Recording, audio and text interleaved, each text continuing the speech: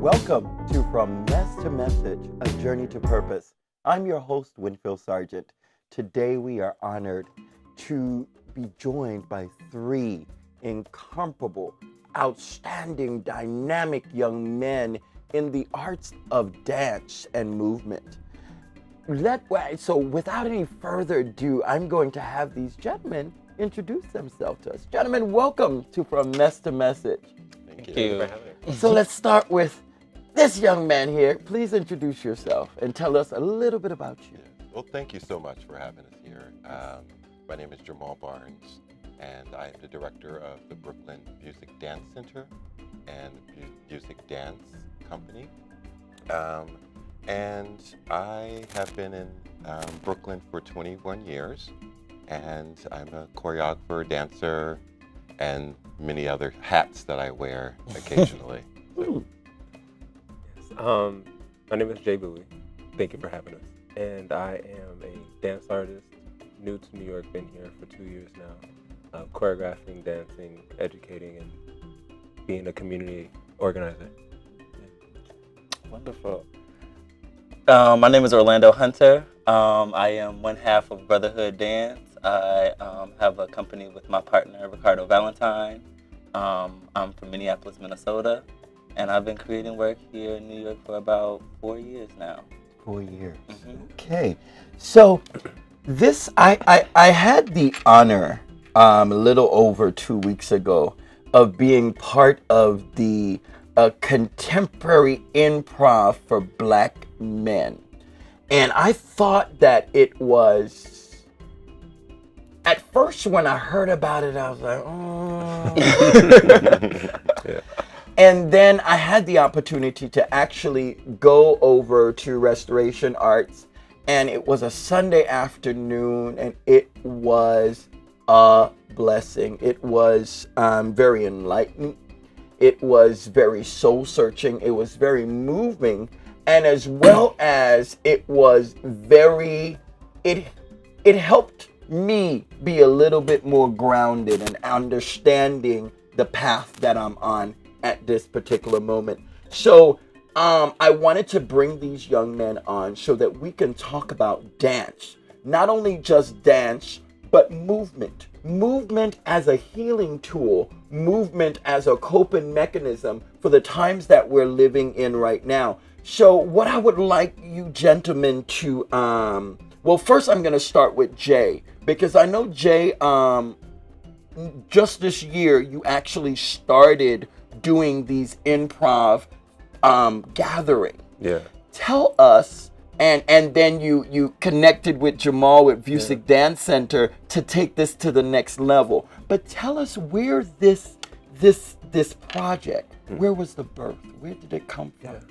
The birth of this project started with a woman who actually is still working on a dance film about Black men in dance.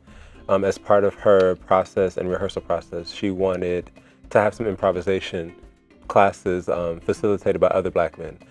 These Black men weren't a part of the project as dancers in the film or actors in the film, but we came in as to kind of facilitate the rehearsal improvisationally.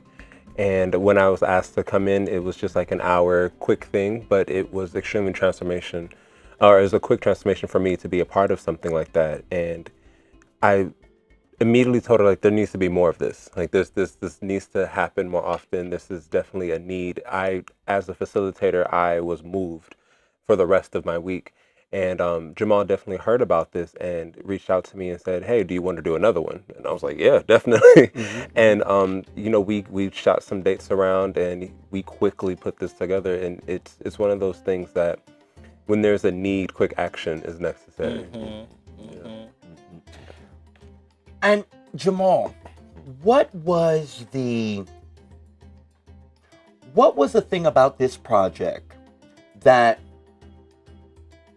made the light go off and you felt that you needed to bring it to the community and bring it in one Bed-Stuy and now from Bed-Stuy beyond? You know, the thing is need. We only have a minute. Only 60 seconds in it. It's forced upon you. You didn't seek it. You sure didn't choose it. But it's up to you to use it It's up to us to use it. So I felt that in order for us to be able to unify the voice, that when Jay spoke of this black male improvisation, I said, what's better way for us to actually develop a voice and develop some kind of harmony and support each other, but to come in and move together. And so I felt that is just the need, just that. And creating a safe space. Creating a safe space not only for myself, but also for multiple generations. You know, that we can not only, as black men, say that it's about the old, the young, the new, the whatever, you know. It's about all of us, and we need that, as we need fathers, as we need grandfathers, as we need sons, as we need, you know, everyone in our community to be in the same space.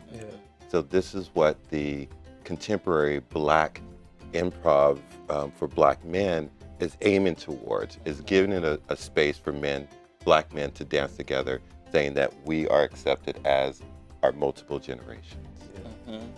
Orlando, you had the opportunity to experience this with me. What was your takeaway from that fellowship? Well, just being able to be in a room, you know, with all black men gathered to dance. As a dancer, you don't often get that opportunity, you know, especially to do like an improv. You know, it's always, you know, mostly white bodies in the space, and you have to be rubbing all up against them, and, you know. And somebody just got shot the other day, you know. So I'm feeling some type of way, and I'm sorry you're a white body. I'm not sorry, but I can't be in that kind of proximity with you. I can't be in that kind of space with you, because I'm dealing with some traumatic things going on. And so coming into this space, it was actually like I was able to, I don't know, just let some of those things go and be like, oh, we all are here. I mean, we're coming from our different spaces, but we have this commonality of being viewed a certain way in the world. And when we can come in a space and have that, you know, syncing us together, and then we start to move, and then we start to talk about different things, you know, aspects of our humanity start to open up.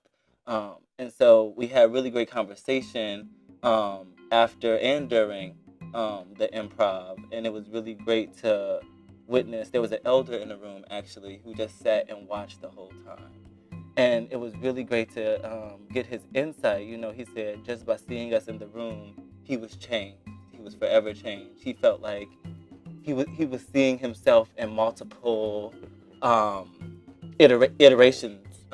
And being able to unpack some things for himself. So being able to be in a room with all black men, it's just like reflective. Yeah, you're like being able to relax in some way, you know, what we spoke about. Yeah, and that is, I'm gonna ask you guys, and I know the answer, but I want you to tell me, what are the requirements of attending a particular gathering such as this? Is there any particular requirement? I would say like you come as you are. You know, it's for black men. So if you're identifying as a black man in the world, then the space is for you. You know, and we all come with different understandings of ourselves, of different experiences, of different diagnoses. You know, so I think for us as men in the field, we're understanding of that and creating a space of softness and not having this kind of hard energy in the room when we're trying to create community and go to another level. And I would say, you know, the requirement is to be open. Yeah. The requirement to be open and just to be in the room. Just to be in the Show room. Up.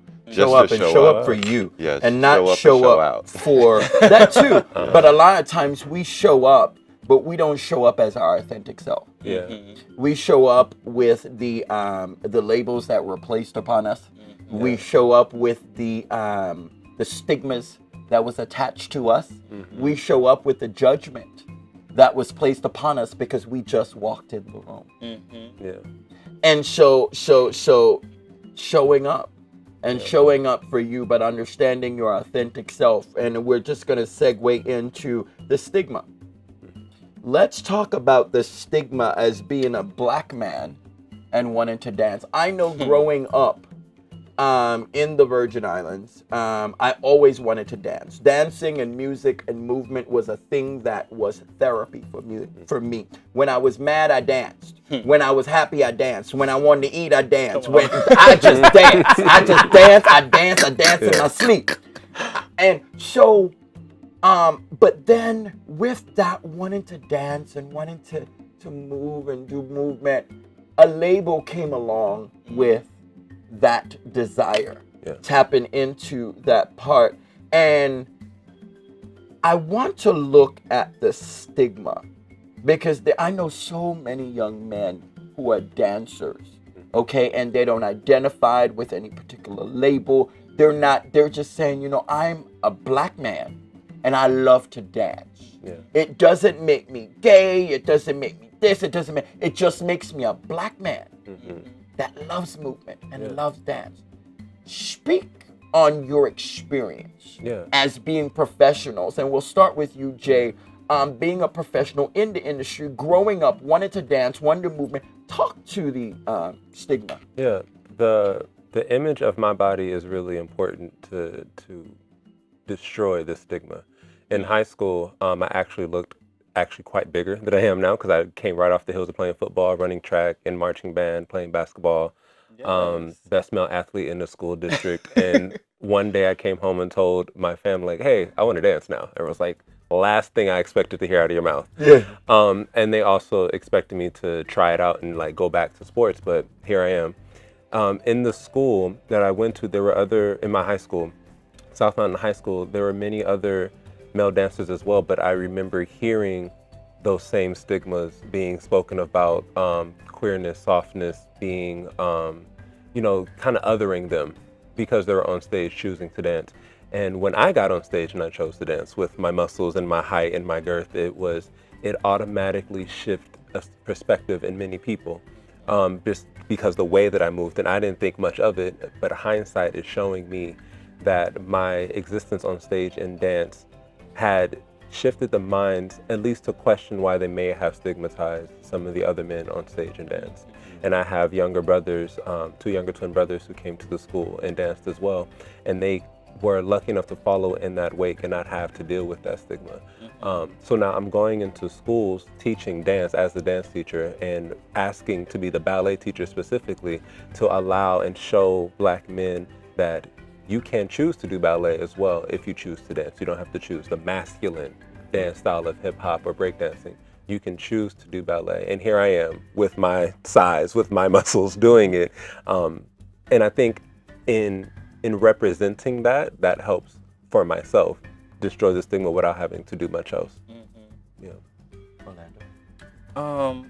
Well, creating Brotherhood Dance for us was like the shift in terms of 2 black men being on stage together. A lot of times there's a black and a white guy together, or there's a black and a light-skinned man, dark-skinned guy and a light-skinned guy together. But what does it mean for these 2 melanin-rich bodies to be moving together with all of the under preconceived notions that people come with when viewing our body? So for us, the power of performance is shifting those everyday notions that people think about black men, or seeing 2 black men together. Not all the time it's a sexual thing to see 2 black men together. Sometimes it's a platonic thing. Sometimes it's you just met each other and then you're like, oh shoot, and you connect on some things. So intimacy between black men is always scary. It's scary. Yeah. I know me growing up, you know, I never had male influence. You know, most of the men around me shunned me. They, you know, like most men, we as men, and we can identify, if we don't understand it, we go over there, let the women take care of you, let the woman. And then it becomes when you go to where you send me and I start emulating where you sent me, Yeah. I become a whole bunch of other things. But you told me that's where I belong. Exactly. Right. And I was telling people, like, it's so important to have that male influence, because when I was introduced to different lifestyles, it was not healthy. I didn't get a healthy touch. You know, I didn't get someone wanting to hug me with a healthy, just when I got in my 40s. I am 45 years old now. In my 40s, it was the first time that I embraced a man without a sexual connotation, without the fact that, oh, the embrace is supposed to be sexual or all of that, because that's all I knew. I didn't know anything else. And so that's so important that we understand that whatever our identity is, we are men before our what we identify as. No matter what we identify as, I am a black man, and I will be proud of that. Period. But we're gonna go into what does a black man look like. Well, we'll go from Jamal. You go ahead and talk about stigma within the dance. Stigma within the dance. That's a heavy question.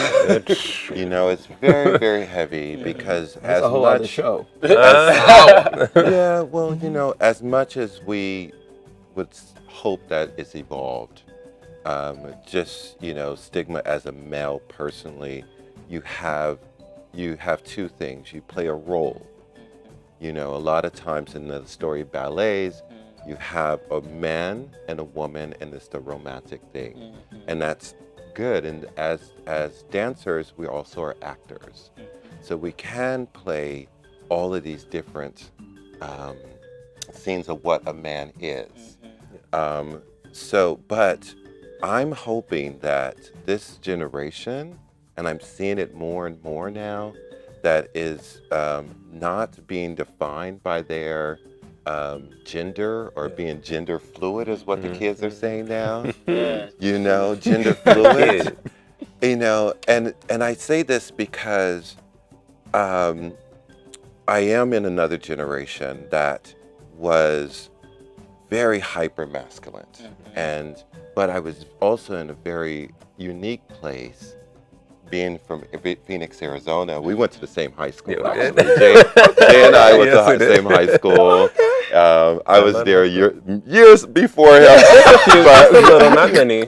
But being in that place, and you know, my family is quite prominent in Arizona, in Phoenix, Arizona.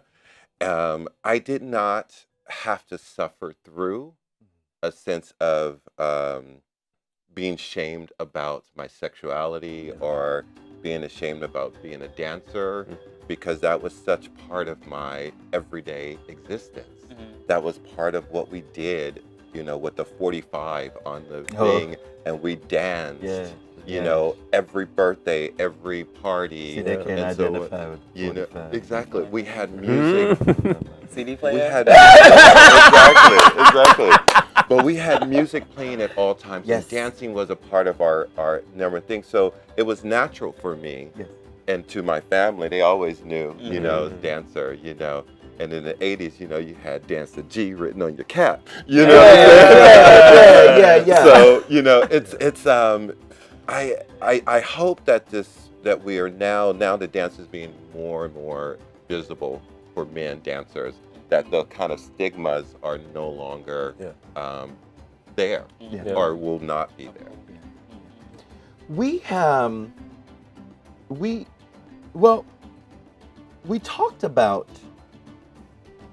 the generation that we're in now, and the generation that we're in now seems to lack the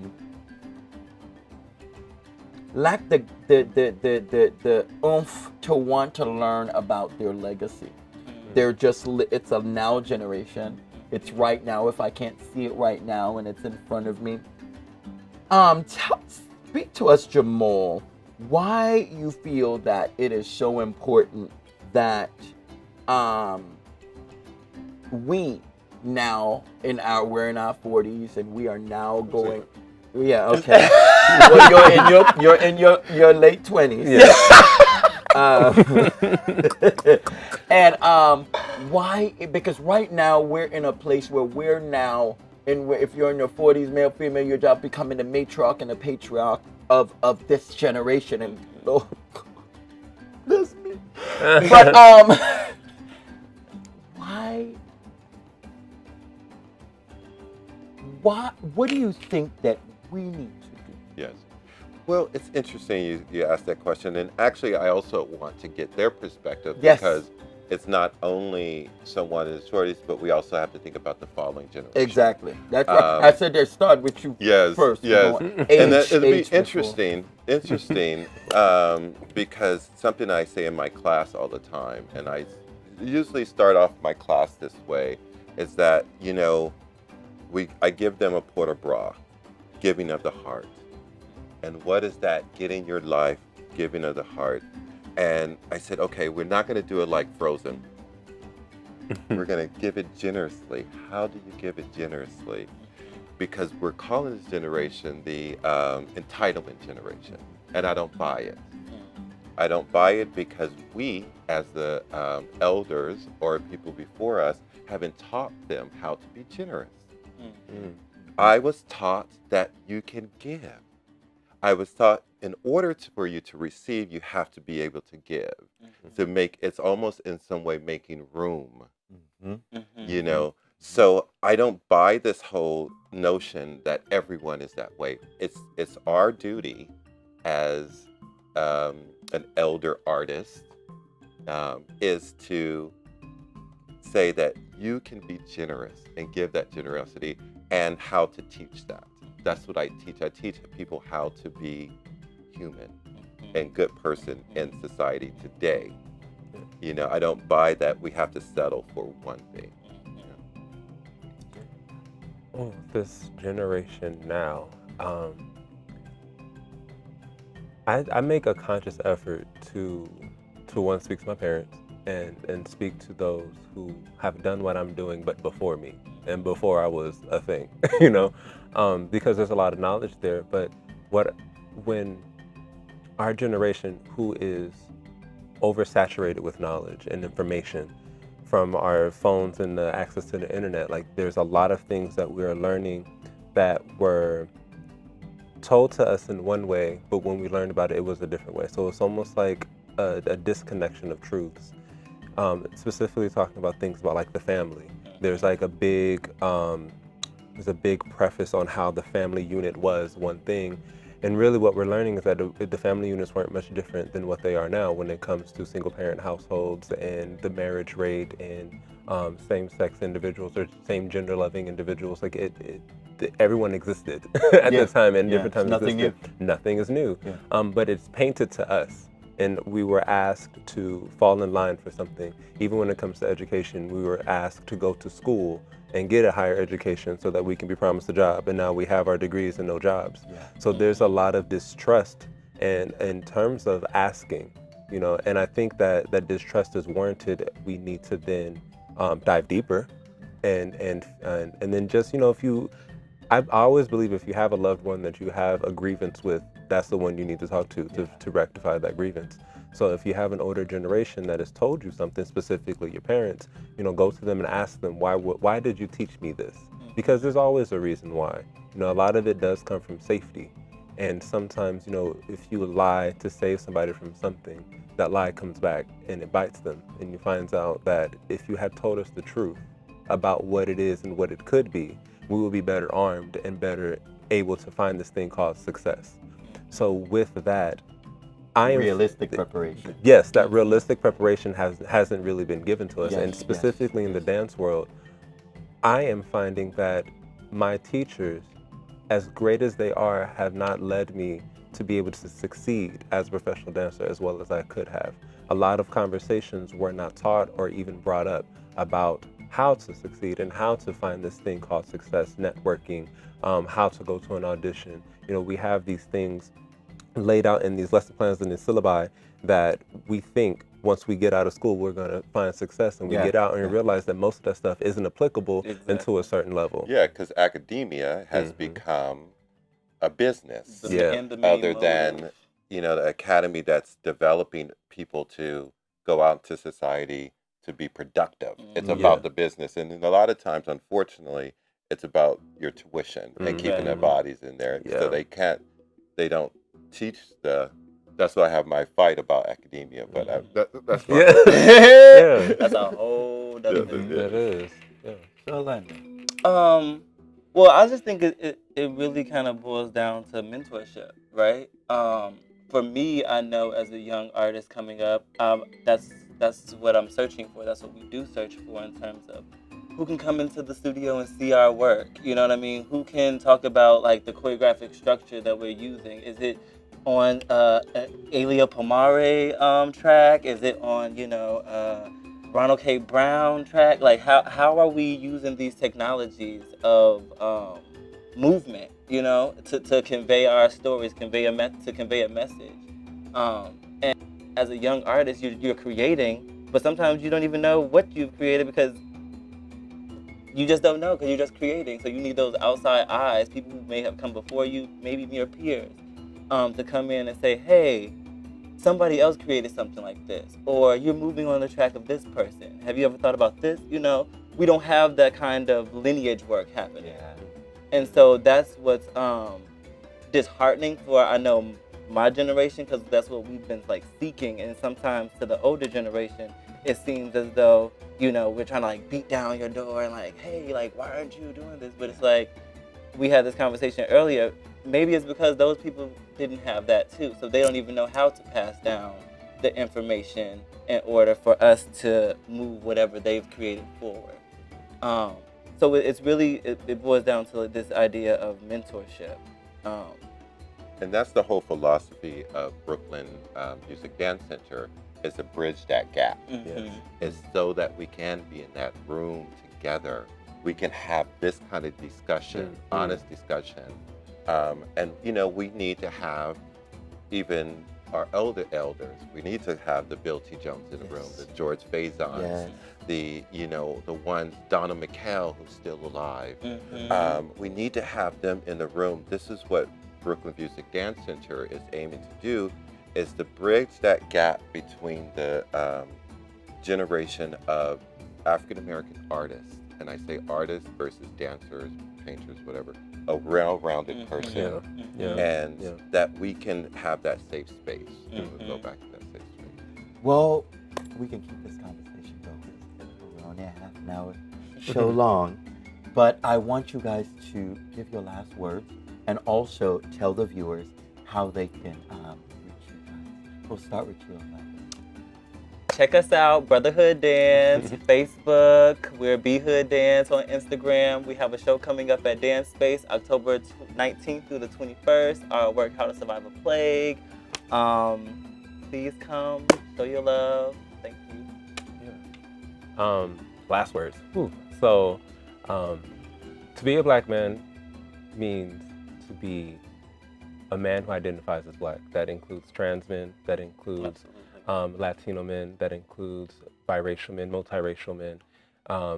It includes much more of the African diaspora than we often include. And this is very important when talking about having a space for improvisation as a gathering for black men. It's not just those who are descendants of the transatlantic slave trade that came specifically to the American properties. It's those that also came to the Caribbean and to the Latin countries as well. Where you can find me is specifically on Instagram. It's the letter J, at the letter J _ B as in boy, O-U-E-Y, last name is Bouey. I'm presenting my next work. It's a solo work looking at the letter that James Baldwin wrote to his nephew, titled And Then My Dungeon Shook, at the Bronx Academy for Arts and Dance Latinx Festival. That'll be October 14th. Fantastic. Yes. My name is Jamal Barnes, and I am the artistic director and CEO of Brooklyn Music Dance Center, Brooklyn Music Dance. My last words: be yourself. Be who you have developed. Allow others to develop around you who they are. And you can reach me at Music Dance as DIEWSIC, Dance DANCE, and .com. It's my website and on all social medias.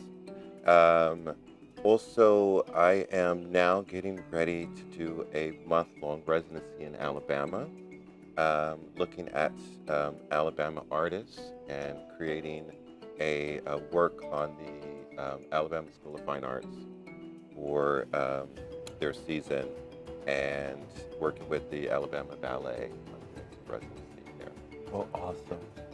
Well, we are so honored to have had these gentlemen with us today, and we do hope that this show has enlightened you, has encouraged you, has helped you to at least find that little thing in you that you need to tap into. And as the young man said, it still takes a village, and we are our brother's keeper. Before the labels, before the shackles, before anything else, we are proud Black men. And with that, I always say in closing, lead with love, because love always. Thank you.